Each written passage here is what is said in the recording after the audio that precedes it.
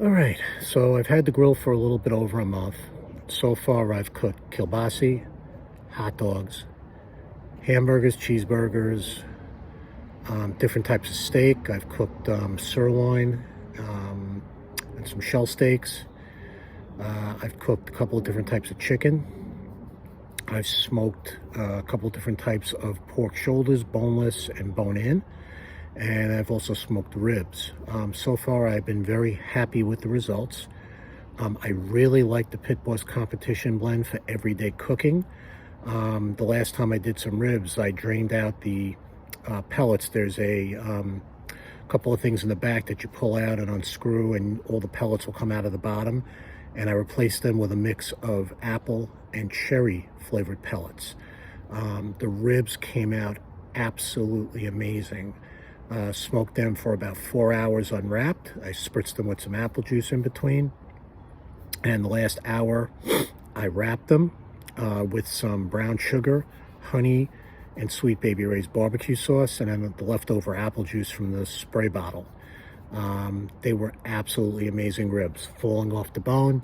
I know some people say, hey, it's not competition falling off the bone. I'm not competition. I like them falling off the bone. My family likes it. That's the way we make it. Complaints. Well, there aren't too many complaints. There is a gasket on the handle on either side of the grill that moves the sear plate to open it. That gasket disintegrated. 2 weeks ago, I was on the phone with a representative from Pit Boss. I have her name written down somewhere, who told me she would ship out replacement gaskets for me. That was 2 weeks ago. I still have not received a confirmation email, nor have I heard from them, nor have I received any of the gaskets via Federal Express like she said she would send out. So I'll follow up with that. I don't know if that's an actual complaint yet, but the gasket disintegrating is a complaint, but that's minor. The other complaint I have is you have to plug it in, right? So if you're like me and you grill in all weather all year round, I have a Dynaglow upright propane smoker to my left that I've shared in some other videos. I've used that thing in the snow, 3 different nor'easters, Memorial Day, Labor Day, and some other holiday, 4th of July, when we had nor'easters on Long Island, rain, wind, whole 9 yards. Not a problem with that thing. The Pit Boss, you do have to plug in. I don't know about you. I don't want to electrocute myself, so I will not be plugging the Pit Boss in when it rains. I will use it when it's not raining out, or probably not snowing out as well. The other thing is, if it does get wet and it's not covered, you run the risk of the pellets getting wet and expanding and clogging up the auger feed and the burn pit tube, and it will just gum up and stop, and the auger won't work anymore. So you can't get it wet. Basically, they're like gremlins. You can't get them wet. So that's that complaint. And really, there's really no other complaints I could think about except for the plug-in thing, the gasket going. There's a lot of so those are the cons. The pros is there's a ton of cooking space. I got it at a price that was absolutely amazing. I think this thing retails for $5.99. I got it for $168.68 at Lowe's.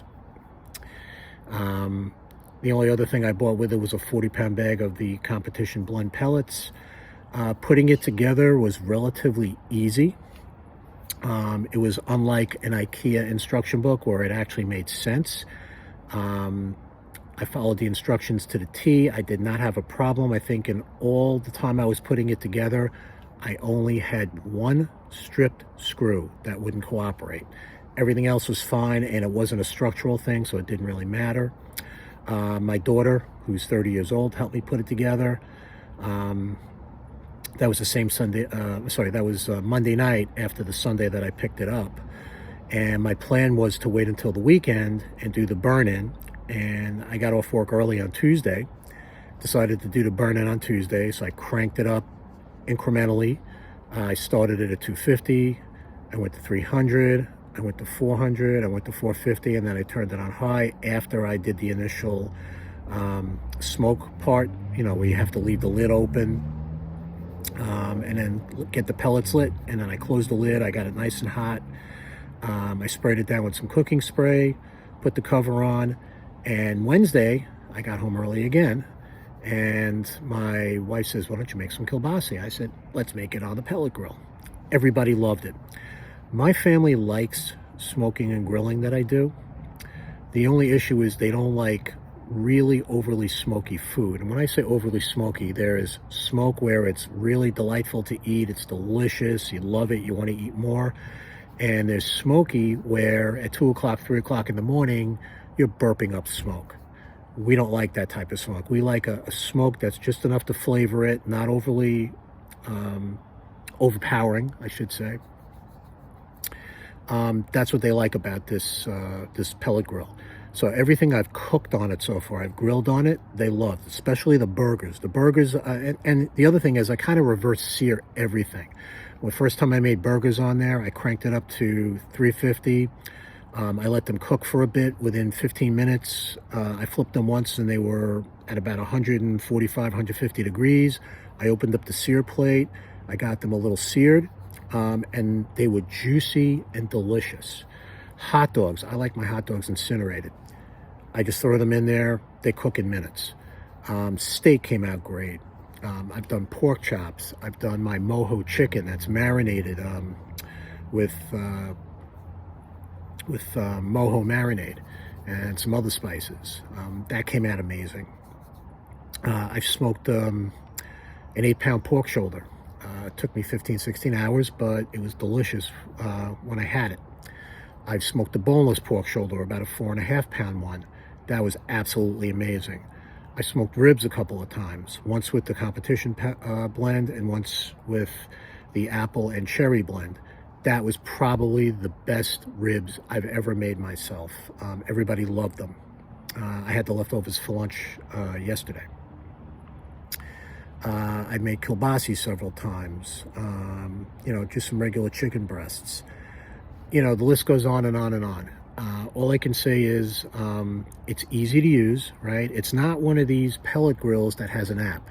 So Pit Boss has different levels of skill. They have the Pit Boss Pro Series. They have the ones that are all stainless steel and have different controllers on them, wireless controllers. This is not a wireless controller. There is no app to use it. This is for people that just want to get their feet wet with a pellet grill. Try it out. Or for people that are, just afraid of apps, right? I'm in information technology. I'm not afraid of an app, but I don't need an app to cook, right? So the only thing I need from that controller is the temperature for the probes and the temperature of the meat. So I need the ambient temperature inside the cook box, and I need the temperature of the meat. So it comes with 2 probes. One of them didn't work, so I went out, I bought another probe. I think one of the probe ports is about 20 degrees off from the other one. I do have some Expert Grill wireless probes that I used, wired probes that hooks up to a little wireless box that I use when I have a lot of meat on there. And I check the temperature of the meat with the Expert Grill probe, and also with my my stick thermometer.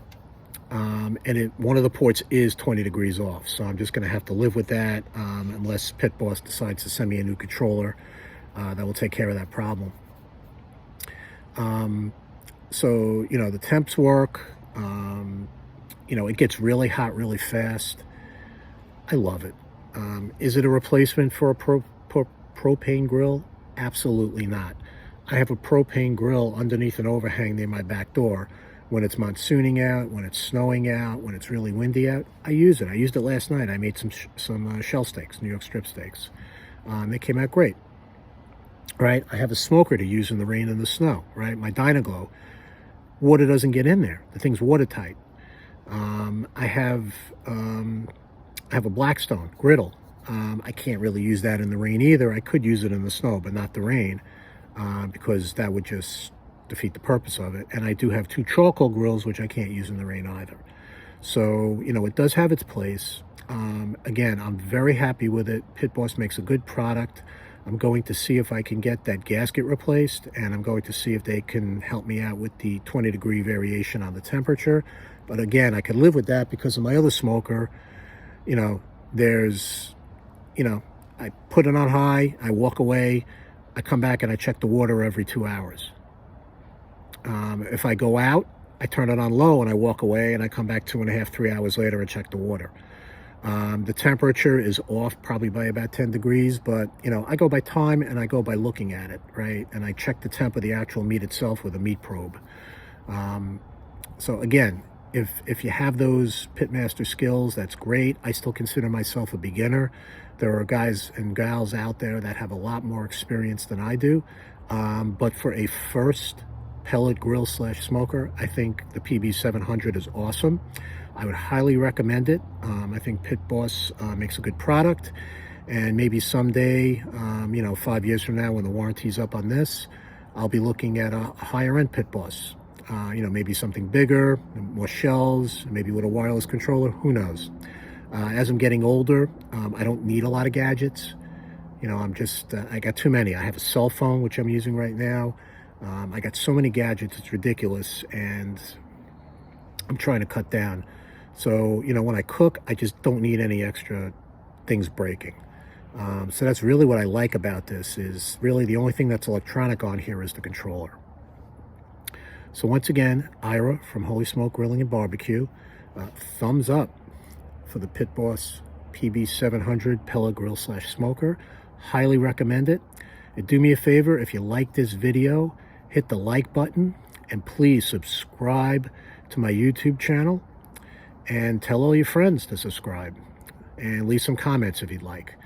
Have a great day, and God bless you. Hey everybody, one more complaint I just realized I forgot when I recorded the large segment. So if you crank this up too high, too fast, and I think this is this happens to all pellet grills, not just Pit Boss. I think it happens with Traeger and a lot of other brands of pellet grills.